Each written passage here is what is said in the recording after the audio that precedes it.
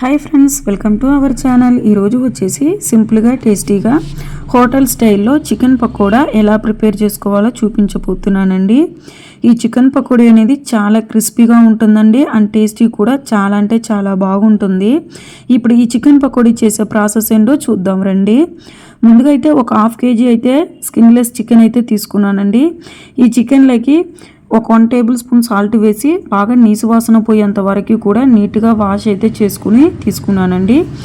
Wash చేసి తీసుకునే చికెన్లో వాటర్ అంతా కూడా వంపేసుకుని మీకు టేస్ట్కి సరిపడంత సాల్టు, ఒక 1/4 టేబుల్ స్పూన్ పాటు పసుపు, ఒక 1/2 టేబుల్ స్పూన్ పాటు ధనియాల పౌడర్, ఒక 1/4 టేబుల్ స్పూన్ పాటు గరం మసాలా, మీకు రుచికి సరిపడంత కారం కూడా వేసేసుకుని ఒక 1/4 టేబుల్ స్పూన్ పాటు ఫుడ్ కలర్ కూడా వేస్తున్నానండి. మీకు ఫుడ్ కలర్ వద్దనుకుంటే స్కిప్ చేసి ఇవ్వచ్చు.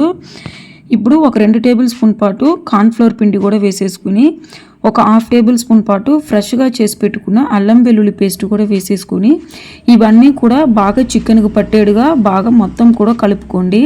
మీ దగ్గర లెమన్ ఉంటే ఒక 1/2 టేబుల్ స్పూన్ లెమన్ చారు కూడా వేసుకోవచ్చండి. నా దగ్గర లెమన్ లేదు కాబట్టి వేసుకోలేదు. మీ దగ్గర లెమన్ ఉంటే ఖచ్చితంగా స్కిప్ చేసుకుంటా లెమన్ చారు అనేది వేసుకొని ఇవన్నీ కూడా బాగా మ్యాగ్నేట్ అయితే చేసుకొని ఒక 10 నిమిషాల పాటు పక్కన ఉంచండి. ఈ విధంగా కలిపి పక్కన ఉంచడం వల్ల చికెన్లోకి ఉప్పు, పులుసు, కారం అనేది బాగా పట్టి చికెన్ పకోడీ అనేది చాలా క్రిస్పీగా అండ్ టేస్టీగా కూడా ఉంటుందండి. ఇప్పుడు ప్యాన్లోకి తగినంత ఆయిల్ వేసుకొని ఆయిల్ని బాగా మరగనివ్వండి. ఆయిల్ అనేది ఎంత హీట్ అయితే చికెన్ పకోడీ అనేది అంత క్రిస్పీగా ఉంటుంది. ఆయిల్ మరిగిన తర్వాత ముందుగా మ్యాగ్నేట్ చేసి పెట్టుకునే చికెన్ ముక్కలంతా కూడా ఈ విధంగా వేసుకుంటూ అప్పుడే కళి అనేది పెట్టకూడదండి. సో మీడియం ఫ్లేమ్లో అయితే పెట్టుకొని ఈ విధంగా ఒక 5 మినిట్స్ పాటు ఫ్రై అయితే చేయండి. అప్పుడే చికెన్ అనేది బాగా విరగకుండా టేస్టీగా ఉంటుందండి. ఈ విధంగా బాగా ఒక 5 మినిట్స్ పాటు ఫ్రై అయిన తర్వాత గింటి అయితే పెట్టుకొని ఈ విధంగా ముందు వెనకాల ఈ విధంగా తిప్పుకుంటూ ఫ్రై చేయండి.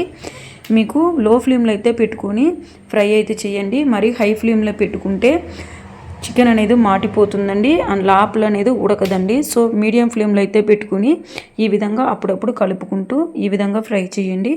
చికెన్ అనేది బాగా కలర్నెస్ వచ్చి బాగా క్రిస్పీగా వచ్చింది నాకు తెలిసేంత వరకు కూడా చూసారు కదండి. ఈ విధంగా కలర్ అనేది బాగా చేంజ్ అయిపోవాలండి.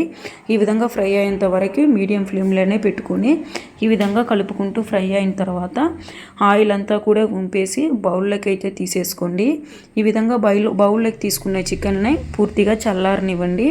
పూర్తిగా చల్లారిన తర్వాత సర్వ్ చేసుకోండి. చూసారు కదండి, ఈ విధంగా ఫ్రై అవ్వనిచ్చి పూర్తిగా చల్లారనిచ్చి సర్వ్ చేసుకోండి. టేస్ట్ అనేది చాలా బాగుంటుందండి. సో తప్పకుండా ట్రై చేసి చూడండి. మరి నా వీడియో నచ్చితే లైక్ చేయండి, షేర్ చేయండి, సబ్స్క్రైబ్ చేసేయండి. Bye bye.